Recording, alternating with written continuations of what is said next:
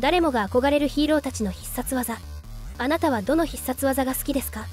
中高屈折ハイチーズ。ということで今回は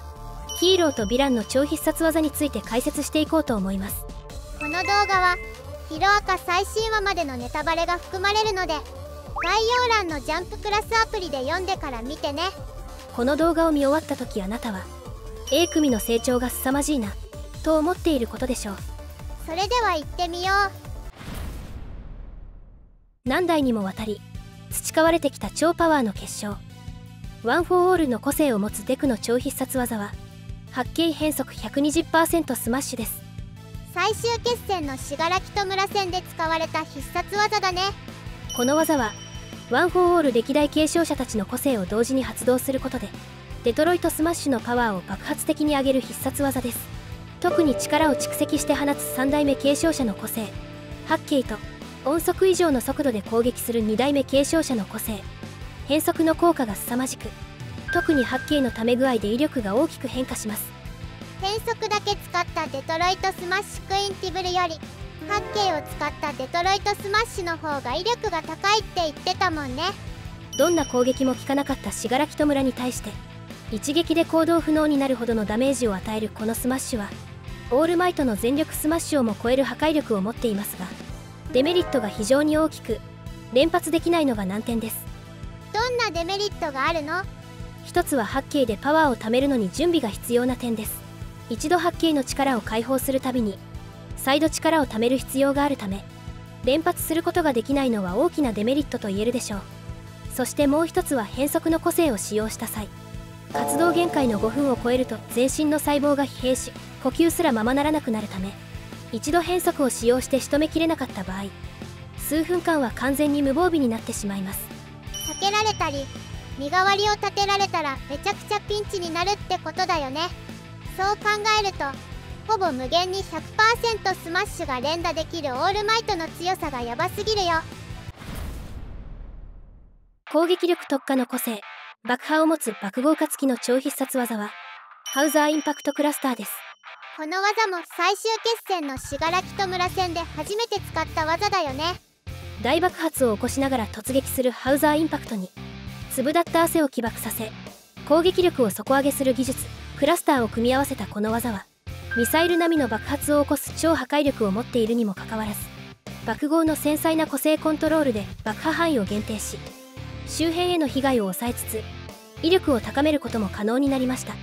クラスターって具体的にはどんな技術なの？クラスターとはエンデバー事務所へのインターンで学んだ溜めて放つ技術を自身の発汗機能に応用し、感染を閉じることで起爆性の汗を溜め込み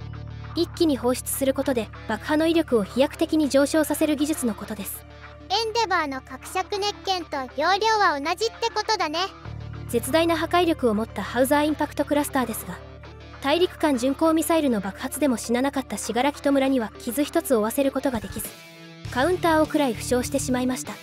っちゃんって映画以外では一度も必殺技で敵を倒したことないんじゃ。爆炎と霊気をまとった個性反霊反念を持った轟将との超必殺技は代表解消です。最終決戦のダビ戦で使った必殺技だね。この技はただの霊気を放つ技とは違い、ダビの双炎を中和する性質を持っているため、ダビが焼き尽くした上の句一体を瞬時に凍りつかせることが可能なダビキラーとも呼べる必殺技です。ダビと街を凍りつかせても仲間は凍らなかったから、ある意味ダビ専用の技って言ってもいいかもね。この技を放つためには角尺熱拳をさらに進化させた技角尺熱拳輪を使い霊気を溜め込む必要があるため連発することができない大技で、体内に爆発的な熱と霊気を循環させる角尺熱拳輪の反動も大きく、一度技を放った後はしばらく再起不能になるリスクを持ち合わせています。角尺熱拳輪を使った炎の技もありそうだから、まだまだ伸びしろがある超必殺技だよね。体内から酸を放出する個性を持ったアシドミナの超必殺技はアシッドマンアルマです。ネーミングがかっこいい。通常のアシッドマンは酸性と粘度を調節した酸を体にまとう技なのですが、このアシッドマンアルマは酸性度マックスの溶解液を大量に放出する攻撃に特化した必殺技になっており、ギガントマキアですら溶かす威力を持っています。どんな攻撃も効かなかったマキアを唯一倒せるかもしれない必殺技なんだ。アシッドマンアルマは轟や爆豪から溜めて放つコツを聞いて習得した必殺技で、ある意味エンデバーの角尺熱剣の応用技術とも言えるため、エンデバーの編み出した角尺熱剣の技術がいかに優れているかがよくわかりますね。 A 組みんな角尺熱剣大好き。しかしアシッドマンアルマは絶大な威力と引き換えにリスクも大きく、一度使用すると強烈な脱水症状を起こし、皮膚の耐久力も超えた酸を放出するため、全身やけどと酸への耐性を表す目の色や皮膚の色も一般レベルにまで落ちてしまいます。アシドちゃんのピンクの皮膚や黒い目の色は酸の個性の影響って明かされてたけど、アシッドマンアルマを使うと普通の人間に戻っちゃうんだね。肌や目の色が普通になったアシドミナを見てみたい気もしますが、そのレベルまでいったらおそらく死んでしまうでしょう。人格を持った影を操る個性、ダークシャドウを持つ常闇文影の超必殺技はブラックアンクバルドルです。ダークシャドウが強すぎる。全ての力を解放したダークシャドウでひたすら連打するという脳筋すぎる必殺技で、地形が変わるほどの破壊力を持っており、数ある個性の中でもその攻撃力は間違いなくトップクラスです。ダークシャドウとの信頼関係があって初めて使える必殺技なんだよね。闇を蓄えることで力が強くなるダークシャドウですが、力を解放するたびに制御が効かなくなるリスクを抱えており、林間合宿では制御不能に陥ったダークシャドウが障子を傷つける事件があったことで、それから一度もダークシャドウを全解放したことはなかった常闇でしたが、これまでの戦いの経験と A 組みんなで育んだダークシャドウとの絆によって、全解放したダークシャドウを制御することが可能になり、全盛期の力を取り戻したオール・フォー・ワンを足止めできるほどの強力な必殺技に昇華しました。夜じゃないと使えないデメリットがあるけど、破壊力と使い勝手の良さで言ったら A 組でもトップの強さだよね。腕や目などさまざまな器官を増殖させることができる複製腕の個性を持つ小締め像の超必殺技はオクトスパンションです。スプラトゥーン。複製腕を束ねて思いっきりぶん殴るオクトスパンションは、ゴウクとスケールメールで強化されたスピナーを粉砕する破壊力を持っています。体への反動とかもなさそうだし、デメリットなしの必殺技としてはコスパ良さそう。派手さはあまりなく、威力もコンクリートを破壊する程度とデクのシュートスタイルより控えめな攻撃力ですが、デメリットなしで連発できるという点はかなり優秀です。もともと庄司くんはサポートよりの個性だし、それでこれだけ戦えたら十分な気がするよ。虫や動物と意思疎通することができる動物ボイスの個性を持つコウダコウジの超必殺技はヒッチコックバーズです。映画界の巨匠ヒッチコックの名作。頭に生えている角が成長し、より広範囲にまで動物ボイスが届くようになったことで、大量の鳥や蜂などの生物に命令し、ヴィランを彫像にする恐ろしい必殺技です。ダビには全然効かなさそう。ヒッチコックバーズもデメリットがなく、自分が遠くにいても攻撃できるという点で汎用性に優れており、もしコウダが猛獣と心を通わせれるようになれば、さらに強力な必殺技に進化することでしょう。コウダくんの最終形態は RRR のビームってことだね。耳たぶのイヤホンジャックから心音を増幅して放つことができるイヤホンジャックの個性を持つ二郎強化の超必殺技はハートビートサラウンドレガートです。ドキドキするほど強くなる。もともとレガートというのは音楽用語の一つで、音をつなげるように滑らかに演奏するという技術なのですが、地面を破壊するほどの威力を持ったハートビートサラウンドを連続で放つこの技は、威力こそ低いものの重低音が響く重厚なサウンドは対象の心に火を灯す熱いパッションとなって現れます。ちょっと何言ってるかわかんないんですけど、オール・フォー・ワンに対して放つも傷一つつけることはできませんでしたが、ジロウの魂の叫びがオール・フォー・ワンに取り込まれた個性因子の意識に作用し、反乱を起こすという奇跡を起こしたことで、オール・フォー・ワンに隙を作ることに成功しました。恐怖で心音がやばいくらい大きくなってたから、その反動で威力が上がってたのかもしれないね。ふくらはぎのエンジンで超高速で移動することができるエンジンの個性を持つ飯田天也の超必殺技はエンジンフルスロットルです。名称未確定。熱暴走によるエンストを防ぐため雨の日限定ではあるものの、人一人抱えてビルを跳躍しながら爆速で移動するスピードは凄まじく、神奈川にある上の区から和歌山県の群賀山荘跡地まで数分で到着できるとオールマイトに見込まれています。神奈川から和歌山まで約500キロあるから、この距離を10分で行くとしたら時速3000キロ、マッハ 2.5 って変速でくより速いんですけど、実際は群賀山荘まで10分で到着するのは不可能だと思われますが、もし本当にマッハ 2.5 で走れるとしたら、背中に乗っている轟ショートはソニックブームでズタズタになり、飯田が通過した街は壊滅していることでしょう。エヴァ初号機でマッハ1くらいみたいだから、その2倍の速度で蹴られたらギガントマキアでも一撃で倒せそう。波動エネルギーを操る波動の個性を持つ波動ねじれの超必殺技は連続グリングパイクです。ねじれてうがつ波動。信楽からも強い個性だと評価される波動エネルギーをひねり、先端を尖らせることで破壊力を増したグリングパイクは信楽の肉体や地面をえぐるほどの威力を持っており、それを連続で打ち込むことで波のヴィランなら完全に破壊されていることでしょう。ねじれちゃん可愛い顔して結構えぐい攻撃力を持ってるよね。波動エネルギーのねじれ具合で攻撃力や効果範囲を変化させることも可能で、一度放った後も軌道を変えることができる遠距離攻撃個性はねじれちゃんの波動だけではないでしょうか。青山くんのネビルレーザーとかアシドちゃんの3も出したら制御できないから、波動はかなり便利な個性だよね。あらゆるものを通り抜けることができる10日の個性を持つ東型ミリオの超必殺技は波動パンチです。地味な技。本来の必殺技である高速移動しながらラッシュを繰り出す技ファントムメナスを併用し、そこにねじれちゃんの波動エネルギーを腕にまとわせることで弱点であった攻撃力を波動で補うねじれちゃんとの協力技ともいえる波動パンチは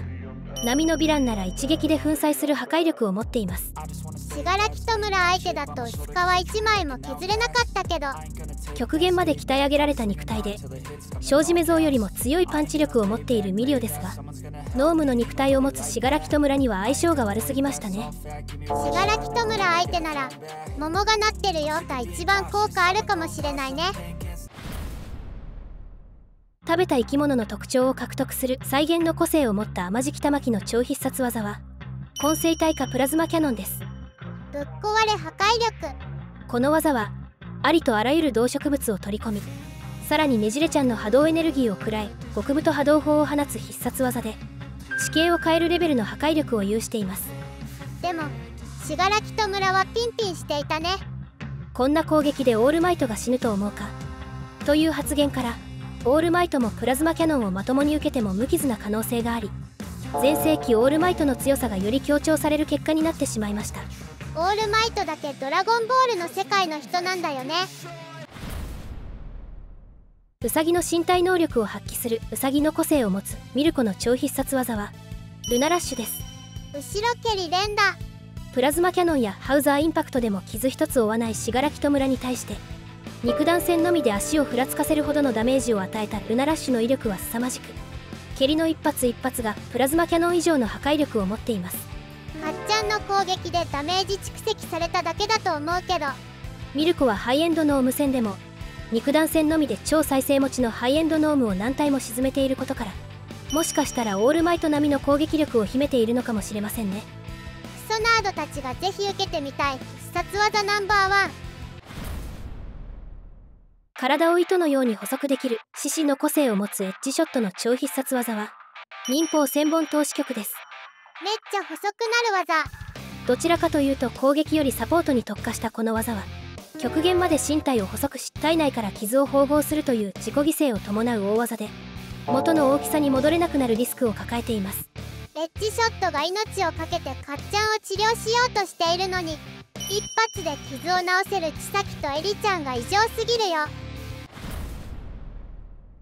自身の体を巨大化させることができる巨大化の個性を持つマウントレディの超必殺技は鈍器で殴るです。脳筋すぎる必殺技。今までは肉弾戦で戦ってきたマウントレディですが、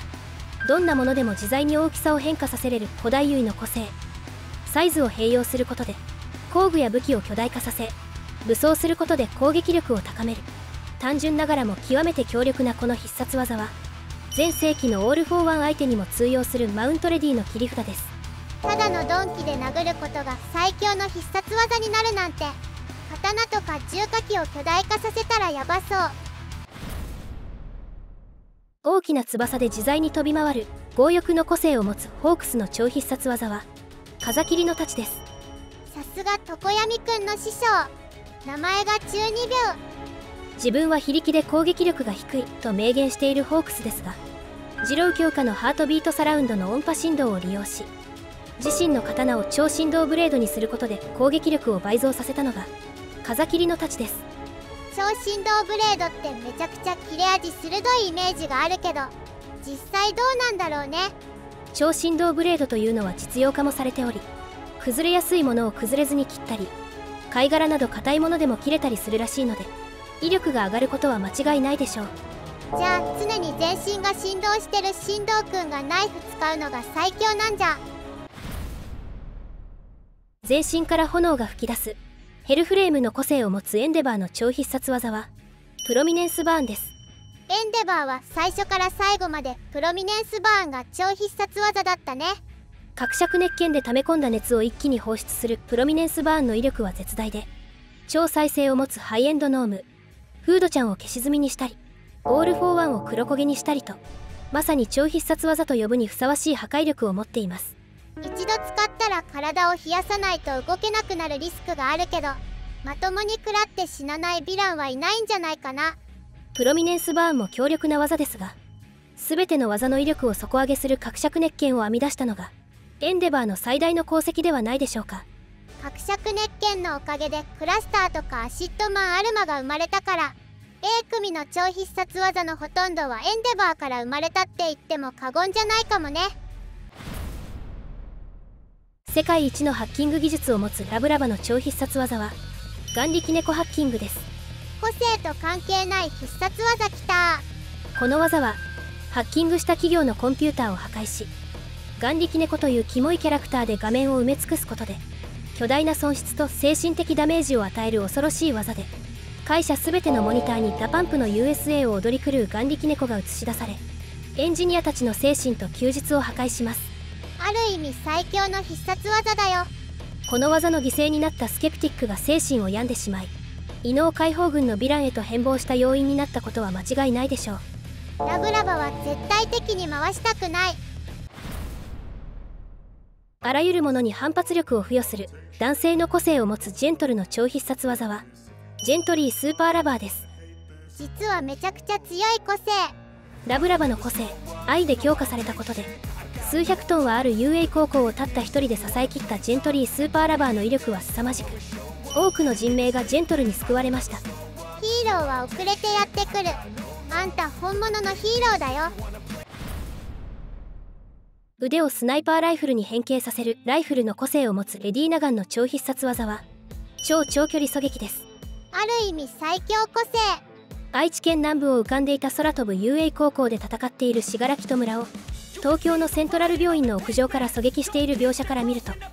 少なくとも100キロ近い超長距離狙撃を成功させているレディーナガンの狙撃能力は人知を超えた超能力とも言えるでしょう。 UA も関東寄りに移動してたから狙撃距離は正確にはわからないけど、超長距離を命中させた上で信楽の手を切断している威力も保っているのがヤバすぎる。オールマイトとオール・フォー・ワン以外なら一撃で倒せるレディーナガンのライフルは最強個性の一角なのは間違いないでしょう。空間に幻を作り出せる幻惑の個性を持つ写しみケミーの超必殺技はていうか寛一郎との連綿コルとか長射コタンです。なんだって。ていうか寛一郎との連綿コルとか長射コタンでホークスの幻を作り出し、オール・フォー・ワンとの BL 展開にまで発展しかけたこの個性の破壊力は凄まじく、ショックを受けすぎて常闇がアホになってしまうほどの威力を秘めています。ちょっと意味がわからないんだけど。